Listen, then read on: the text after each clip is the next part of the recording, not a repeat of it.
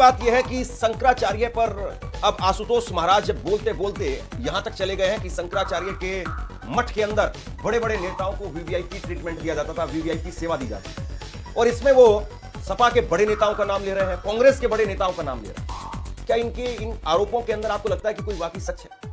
वो अखिलेश यादव का नाम लेने से भी वो सच चूक नहीं रहा है। अब आप सोचिए कि अखिलेश यादव, क्या कोई सोच भी सकता है कि वो मठ के अंदर जाएं और इस तरीके का कुकर्म करें? लेकिन ये सारी बातें कही जा रही हैं और ये नए प्रेस कॉन्फ्रेंस करके नई बातें जो फैलाई जा रही हैं, वाकई बीजेपी जो है उसको सोचना चाहिए कि आप अगर किसी तस्वीर को खराब कर रहे हैं तो किस हद तक आप उसको लेकर के जाना चाहते हैं। किसी चीज को अगर आप खराब कर रहे हैं तो किस हद तक आप जाना चाहते हैं। कहीं ऐसा ना हो कि जाते जाते बहुत दूर चले जाएं। और योगी आदित्यनाथ, उनके बारे में कहा जाता है कि योगी आदित्यनाथ अफसरों के सहारे हैं, अफसरों के भरोसे है। जो अफसर लोग भी बता रही है योगी आदित्यनाथ उसके हिसाब से चल रहे हैं। शंकराचार्य अविमुक्तेश्वर सरस्वती की क्या वाकई गिरफ्तारी तय कर दी है? सबसे बड़ा सवाल यह है कि शंकराचार्य के खिलाफ जिस तरीके का गंदा घिनौना पूरा खेल चलाया जा रहा है, इसके अंदर अब कौन सा डिप्टी सीएम, योगी आदित्यनाथ सरकार का कौन सा डिप्टी सीएम शामिल है, इस सवाल का जवाब तो देना ही पड़ेगा। और मैं ये इसलिए कह रहा हूं क्योंकि खुद जिस व्यक्ति ने, जिस आशुतोष ब्रह्मचारी, जिस आशुतोष महाराज ने शंकराचार्य के ऊपर आरोप लगाए हैं, उसने कहा है कि एक डिप्टी सीएम, वो लगातार शंकराचार्य से बात कर रहा था और डिप्टी सीएम कह रहा था कि जब तक मैं नहीं आऊं आपको अनशन नहीं तोड़ना है। यह सबसे बड़ा सवाल जो है वो इस वक्त में खड़ा हो गया है कि क्या शंकराचार्य को वाकई सुपारी देकर के उनके खिलाफ केस करवाया गया है। ये जो आशुतोष ब्रह्मचारी है, इस आशुतोष ब्रह्मचारी जो हिस्ट्री सीटर रहा है, जिसके ऊपर दर्जनों मुकदमे हैं, वो आशुतोष ब्रह्मचारी एक आईपीएस अधिकारी का केक कटवाते हुए नजर आता है। और वो आईपीएस अधिकारी कहीं दूर का नहीं है, चीन, जर्मनी, जापान का नहीं है।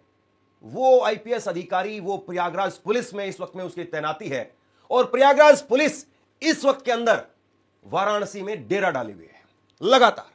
अब अगले कुछ घंटों में क्या होने वाला है, कल क्या होगा, कहा नहीं जा सकता। लेकिन जिस तरीके से ये आशुतोष महाराज ब्रह्मचारी डिप्टी सीएम का नाम ले रहा है, कम से कम अब तो सरकार को अपना जमीर वो सामने रखना पड़ेगा कि चित भी मेरी और पट भी मेरी, ये तो नहीं चलेगा। और ये रस्सा कस्सी के बीच में क्या शंकराचार्य या फिर हिंदू धर्म के बहुत बड़े, एक तरीके से आप कहें कि पदाधिकारी शंकराचार्य, उनको क्या दो नेताओं की रस्सा कस्सी की वजह से पीस दिया जा रहा है? ये बहुत बड़ा सवाल है। क्योंकि एक तरफ ये कहा जा रहा है कि योगी आदित्यनाथ वो शंकराचार्य को देखना नहीं चाहते, वो कालनेमी और बहुत सारी बातें कह ही चुके हैं। और ऐसे में डिप्टी सीएम का नाम लेकर के, डिप्टी सीएम के शामिल होने की बात कहकर के, डिप्टी सीएम के लगातार फोन पर बातचीत करने को लेकर के एक तरीके से आशुतोष महाराज ने, इस वक्त में दो डिप्टी सीएम है लेकिन दोनों को निशाने पर डाल करके और इस पूरे मामले को अलग ही रंग दे दिया है। डिप्टी सीएम प्रदर्शन करने में, उनकी कॉल डिटेल की जांच में और इंटरनेट की बातों में साफ साफ दिख रहा है कि उन्होंने कहा है अभी मुक्तेश्वरानंद को कि आप धरने पे बैठो और आप जब मैं आऊंगा तो जब भी पानी पीना और जब भी धरना समाप्त करना। बिल्कुल बिल्कुल, ये सब चाल है कुर्सी हथियाने के लिए। डिप्टी सीएम का नाम जल्दी ओपन होगा जी। हाँ, टीवी पर लगातार गंदा खेल चल रहा है। जरा आप अपनी स्क्रीन पर देखिए, सखी महल और सीक्रेट रूम, इस तरह से जो दिखाया जा रहा है संत के आश्रम का लग्जरी सच।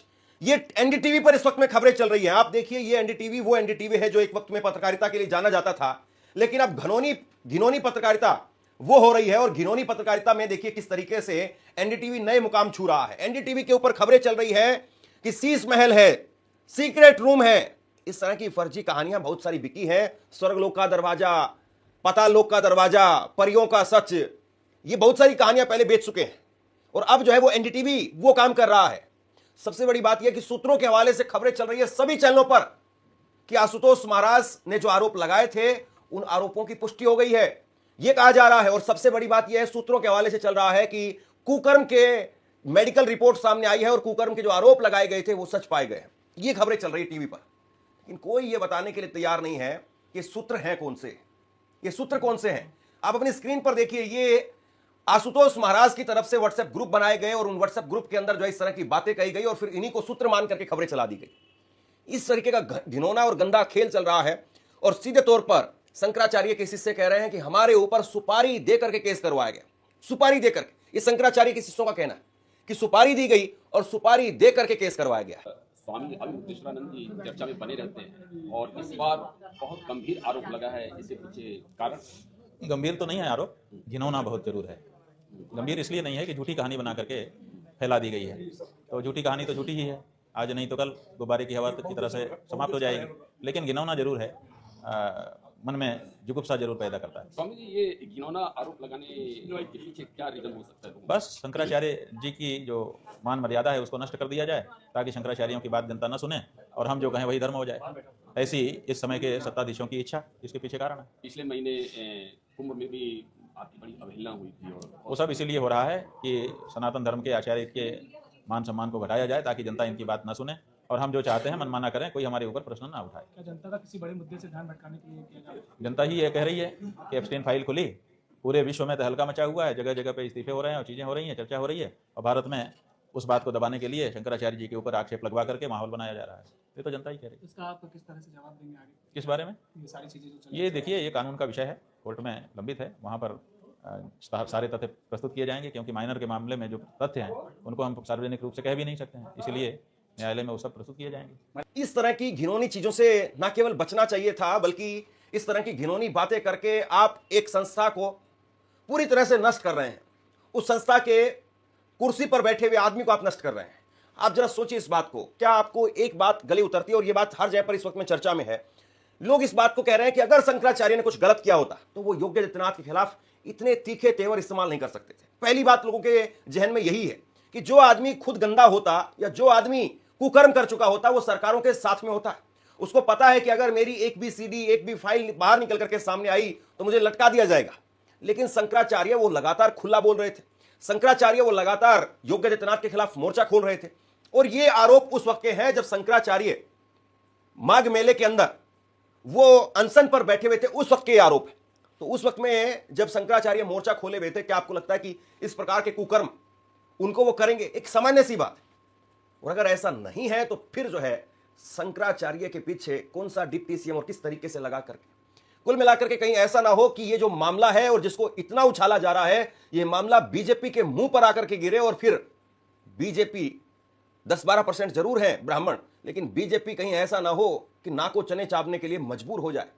क्योंकि पहले ही यूजीसी का मामला चल रहा है और शंकराचार्य पर जिस तरीके से गंदे घिनौने आरोप लगाए जा रहे हैं, ये वाकई बेहद शर्म की बात यह है कि शंकराचार्य पर अब आशुतोष महाराज जब बोलते बोलते यहां तक चले गए हैं कि शंकराचार्य के मठ के अंदर बड़े बड़े नेताओं को वीवीआईपी ट्रीटमेंट दिया जाता था, वीवीआईपी सेवा दी जाती थी। और इसमें वो सपा के बड़े नेताओं का नाम ले रहे हैं, कांग्रेस के बड़े नेताओं का नाम ले रहे हैं। क्या इनके इन आरोपों के अंदर आपको लगता है कि कोई वाकई सच है? वो अखिलेश यादव का नाम लेने से भी वो शख्स चूक नहीं रहा है। अब आप सोचिए कि अखिलेश यादव, क्या कोई सोच भी सकता है कि वो मठ के अंदर जाएं और इस तरीके का कुकर्म करें?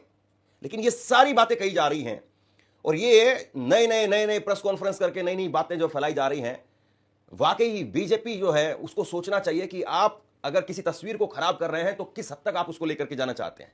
किसी चीज को अगर आप खराब कर रहे हैं तो किस हद तक आप जाना चाहते हैं। कहीं ऐसा ना हो कि जाते जाते बहुत दूर चले जाएं और योगी आदित्यनाथ, उनके बारे में कहा जाता है कि योगी आदित्यनाथ अफसरों के सहारे है, अफसरों के भरोसे है। जो अफसर लोग भी बता रही है योगी आदित्यनाथ उसके हिसाब से चल रहे हैं। जमीन पर क्या चल रहा है इस बात को महसूस नहीं करते हैं, पकड़ते नहीं। ये योगी आदित्यनाथ के बारे में कहा जाता है। जब इस तरीके के गंदे और घिनौने आरोप जब लोग सुनेंगे तो क्या यकीन करेंगे लोग कि शंकराचार्य के मठ के अंदर कांग्रेस के बड़े नेता आते थे, समाजवादी पार्टी के बड़े नेता आते थे, अखिलेश यादव का नाम ले रहे हैं कि अखिलेश यादव आते थे? क्या इस तरह के गंदे घिनौने आरोपों पर कोई यकीन करेगा? सोचिए जरा, इस देश में फर्क है। आसाराम, राम रहीम और शंकराचार्य एक लाइन में नहीं हो सकते हैं। और अगर एक लाइन में है सब कुछ तो भाई आप फिर क्या ही कहें। कल ही हमने आपको बताया था कि जो जांच टीम अपना काम कर रही है उसकी तरफ से आशुतोष ब्रह्मचारी ने प्रेस वार्ता करके सारी रिपोर्ट आप लोगों को बताई है। हमने तभी कहा था कि जांच टीम क्या कर रही है, इसकी व्याख्या अगर शिकायतकर्ता के द्वारा, किसी हिस्ट्री शीटर के द्वारा पब्लिक में बताई जाएगी तो पुलिस का क्या प्रभाव रहेगा। खैर, अब आप कह रहे हैं कि जांच रिपोर्ट के बारे में वो पब्लिकली बता रहे हैं आप लोगों को, तो ये तो रिपोर्ट सार्वजनिक होती नहीं है, और होती भी है तो पुलिस विभाग के द्वारा होनी चाहिए। उनके माध्यम से क्यों आ रही है? क्या परमानेंट प्रवक्ता अपना उत्तर प्रदेश पुलिस ने उनको बना लिया है? ये सवाल है।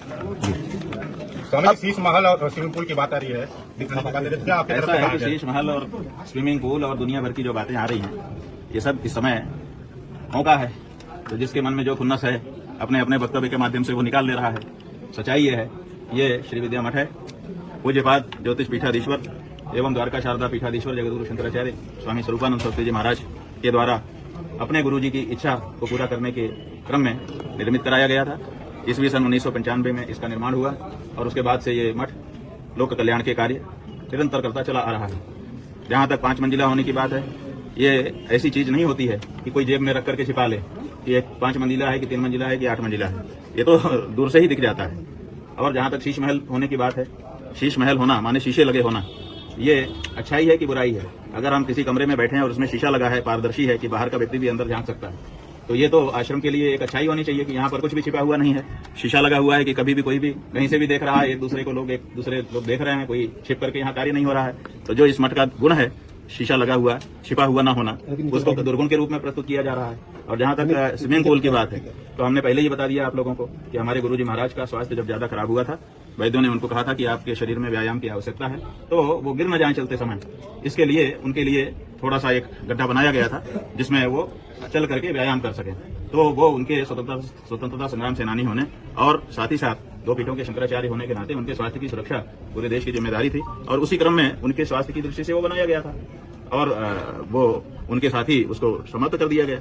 तो ऐसी परिस्थिति में, और जहां तक यह है कि किसी को घुसने नहीं दिया जाता, बहुत दुर्गम है, गोपनीय रखा गया है। तो सवाल यह है कि आप लोगों ने जाने कितने आंदोलन श्री विद्या मठ से देखे हैं और आप में से जो नए नए पत्रकार आ जाते हैं, इसलिए हम भी बहुत मुश्किल में पड़ जाते हैं कहने को। लेकिन आप पुराने आपके पत्रकारों से पूछिए जो आप कार्यालयों में बैठ करके काम कर रहे हैं, आपके ऊपर आप ग्राउंड पर आते हो, उनसे पूछिए कि जब हम लोग नीचे भूखंड पर मिलते ही नहीं थे, माने भूमिगत तल्ले पर, पहले ऊपर ही सबसे मिलते जुलते थे। जहाँ गुरुजी रहते थे वहीं पर सब लोग उनका दर्शन करने भी जाते थे, वहीं हम भी मिलते जुलते थे। सालों ऐसा ही चलता रहा। जितने आंदोलन चले, हर आंदोलन में ऊपर ही जाते थे लोग। लेकिन बाद में जब ज्यादा लोग आने लग गए हमारे शंकराचार्य होने के बाद, तो बहुत सारे वृद्ध लोग होते थे, वो कहते थे कि हम ऊपर कैसे चढ़ के जाएं। गुरुजी के लिए एक लिफ्ट चलाई गई थी, वो दिन भर चलती थी, तो बिजली का किराया बढ़ता था। तो हमसे लोगों ने अनुरोध किया कि आप ऊपर रहते हैं, ऊपर ही बैठते हैं, इसलिए सबको ऊपर तक जाना पड़ता है और बड़ी दिक्कत होती है इतना सीढ़ी ऊपर चढ़ करके जाना। तब हमने नीचे बैठ करके मिलना शुरू किया लोगों से। तो जो परिस्थिति है वो यही है। अब कुछ लोग जिद करते हैं कि हमको कैमरा लेकर के शूट करने के लिए जाने दीजिए। तो सवाल यह है कि मठ के अंदर हमारा विद्यालय भी चलता है, छोटे छोटे बच्चे रहते हैं। अगर हम किसी को मठ के अंदर क्या कहाँ क्या है कैसे है इसको शूट करके पब्लिक में दिखाने की अनुमति दे देंगे तो वो रेकी हो जाएगी एक तरह की, और भविष्य में कोई दुष्ट व्यक्ति, दूषित मानसिकता का व्यक्ति रेकी करके उसमें सुरक्षा पर प्रहार कर सकता है। इसलिए कोई व्यक्ति, चाहे आप में से कोई हो, 1, 2, 4, 10, 20, 50 या कोई बाहरी भी हो या सरकार की कोई संस्था हो, अगर वो आकर के बिना कैमरे के देखना चाहें, हमारे मठ में कहीं भी कोई भी जा सकता है, कहीं भी कोई भी आ सकता है। पूरे मठ में कहीं भी हमारा ताला नहीं लगता है, लगभग सारे दरवाजे खुले ही रहते हैं। हमारे मठ में कोई भी चीज ऐसी नहीं है जो किसी से छिपाई जाती हो।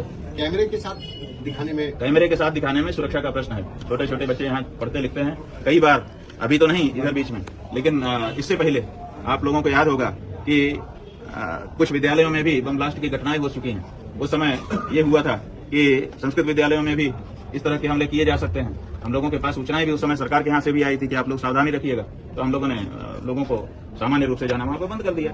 इसके अलावा कोई और बात नहीं। एक सवाल ये है कि जो एक शिष्य है जो इस पूरे मामले में, उन्होंने कहा कि जून 2024 में आपके जो नरसिंहपुर परमहंसी गंगा आश्रम नरसिंहपुर में उन्होंने आपसे दीक्षा ली। ये आश्रम मतलब आपके अधीन है कि क्या है इसका स्टेटस? ये हमारे गुरुजी महाराज की तपस्थली है, विशाल आश्रम है। वहाँ पर राजराजेश्वरी देवी का बहुत विशाल मंदिर निर्मित हुआ है। वहीं पर हमारे प्रमलिन गुरुजी महाराज की अब समाधि निर्मित कर दी गई है। हम लोगों के लिए वो तीर्थ स्थान है, तो हम लोग वहाँ समय समय पर जाते रहते हैं। पहले तो हम लोग बहुत जाते थे क्योंकि गुरुजी रहते थे, कभी भी वहाँ पहुंच जाते थे। लेकिन गुरुजी के ब्रह्मलीन हो जाने के बाद अब उनकी जो ब्रह्मलीन होने की तिथि है, आराधना दिवस जिसको हम लोग कहते हैं, अब लगभग उसी पर जाना होता है। और जब देवी माता का पाटोत्सव होता है तब जाना होता है, उसके अलावा जाना ही नहीं होता। तो जून जो वो समय कह रहे हैं, अब देखिए अभी ये सब फैक्ट की बात आ जाएगी, तो अब फैक्ट हम पब्लिक में कहेंगे, कोर्ट में कहें। उस समय हम वहाँ उपस्थित ही नहीं थे, तो कहाँ से वो हमारे पास पहुंच गए, कहाँ से हमसे दीक्षा ले ली, क्या कर लिया, यही सब प्रश्न है।